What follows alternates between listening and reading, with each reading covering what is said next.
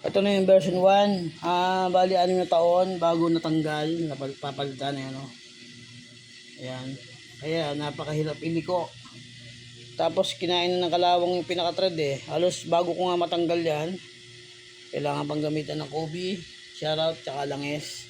Halos ano na yan, kainin na to ng kalawang to eh. Ayan o. Ayan o yung thread niya. O, bago na may labas yung nut.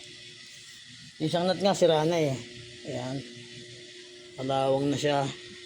Ito lilinisin na lang to. Bablasing natin ito. Lilihahin. Halos ayaw na nga lumabas ng thread eh. Yung nut eh. Ayan. NMAX B1. Ayan. Ayan o. Kalawang din yung cone. Ayan. CCBT natin. Magneto. Change oil.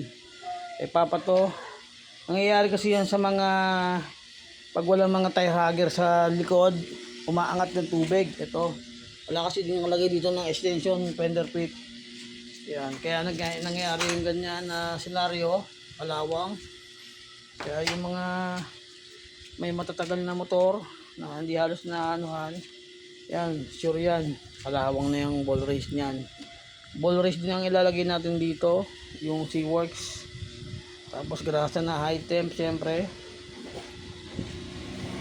Tagal bago natin matanggal.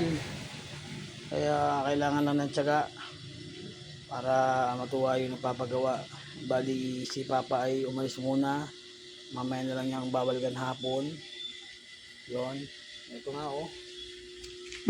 Ano yan oh. Kalawang oh. Ayan. Ayan yun. Ultimo yung kape oh. Kalawang din eh. Oh. Kaya talagang ayan dito sa ayan oh. Oh. Kalawang na kalawang din siya. Wala na talagang grasa. Siyempre yung mula nung bago pa yan eh.